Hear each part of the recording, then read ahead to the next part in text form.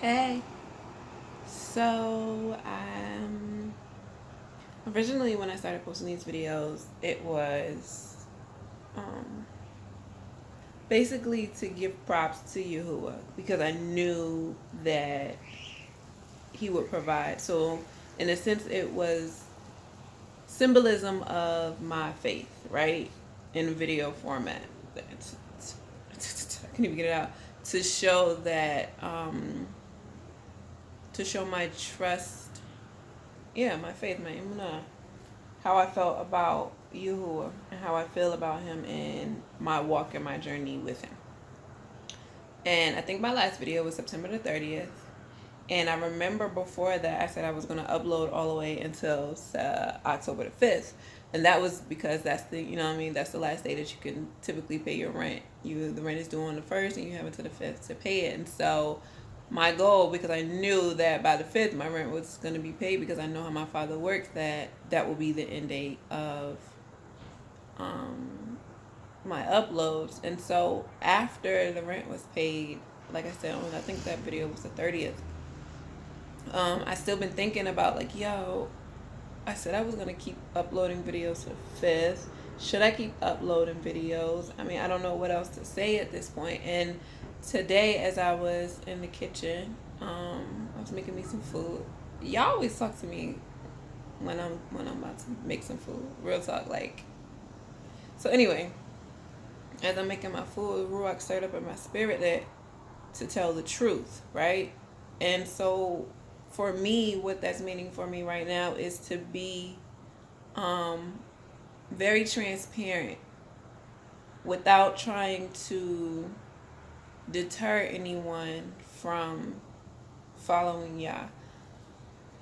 In my videos, you've seen the power of his hand manifest in the physical as it relates to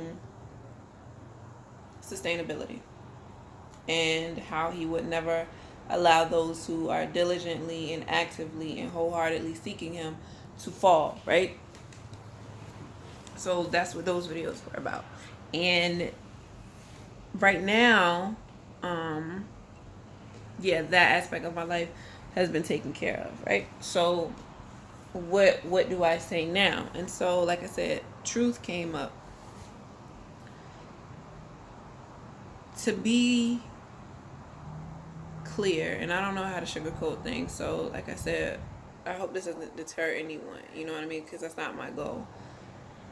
Life with Yahuwah is amazing.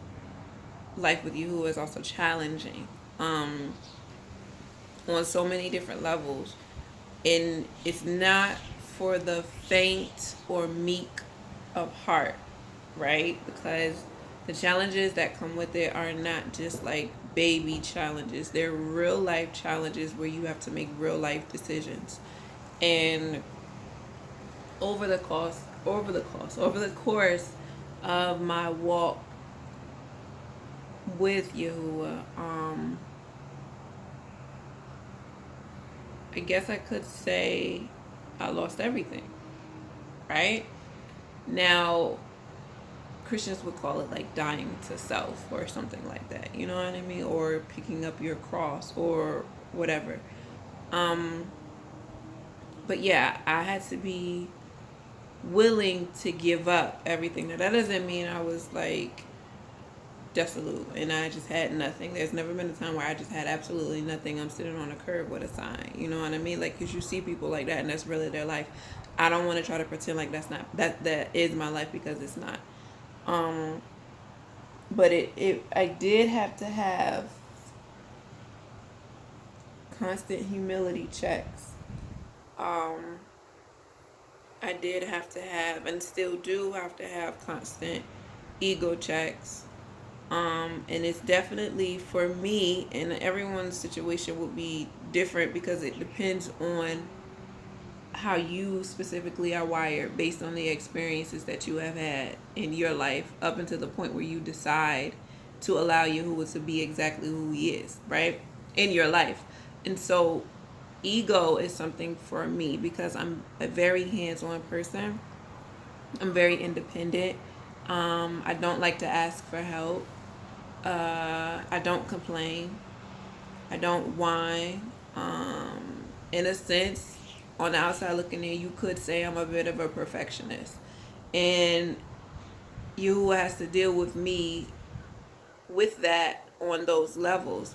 And so it's constantly I don't want to say constantly, but consistently. Because it's not like every 45 minutes, you know what I mean? But it's never going to be not every 45 days because that's just me.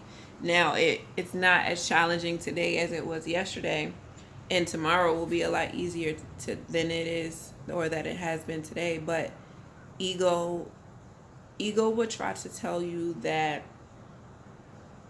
your faith is too big based on your reality. Your love for Yah is too great based on your reality.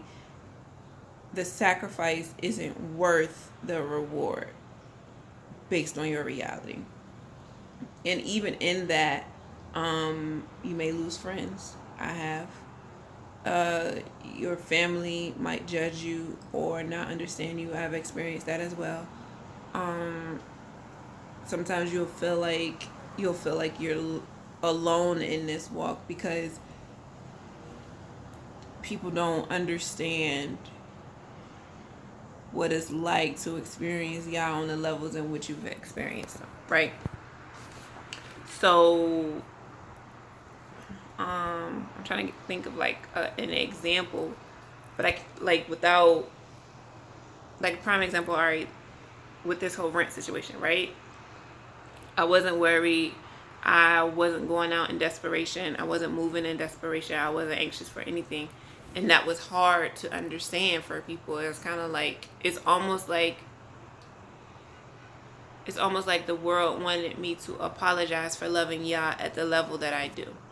And by apologize, I don't necessarily mean like, oh, say you're sorry or say I apologize, but I mean in the sense of like, why you not looking for no job?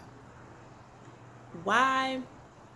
And I was, and I still am, you know what I mean? But I'm not sitting in the house all day looking for a job, and I'm not just going to take any and every offer that comes to me if I feel like it's not of my Father.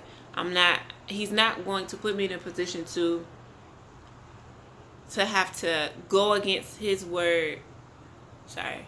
Go against his word in order to please him. That doesn't make sense. You know what I mean? I wouldn't tell my daughter to steal in order to show her loyalty to me. You know what I mean? So I'm not going to take a job that says, yo, it's a requirement that you work on the Sabbath.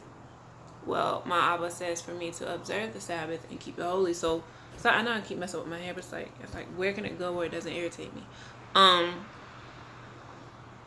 He's not going to tell me to go work on the Sabbath, you know what I mean? Because that's not his will. And so when you say that, on the outside looking in, it's kind of like, how dare you? You need to go to work. You need to pay your bills. You got stuff you need to do. You can't be selective. Or beggars can't be choosers. You ever heard that? Beggars can't be choosers. And maybe beggars can't be choosers. I don't know. I'm not a beggar. I'm a child of the Most High Yah. Created in his image. And if you look through the word, I don't see anywhere else where he says he breathed his breath into my nostrils and formed me inside my mother's womb, counted every hair on my head. I'm accounted for.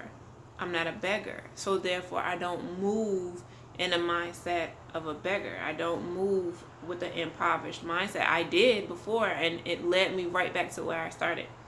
It was a complete 360, and I don't want to do 360s. I don't want to be back where I started. So I felt like it was important for me to come and say in a video to let you know that it's not a cakewalk with Yahuwah. Okay, there are going to be challenges, and I feel like that's where the lines get blurred when it comes to walking with Yah, that people don't understand, because it's like, oh, I expected it to be like this, all of a cakewalk, and it wasn't a cakewalk. You know what I mean? There were challenges. My feelings got hurt. I experienced some things that made me feel away.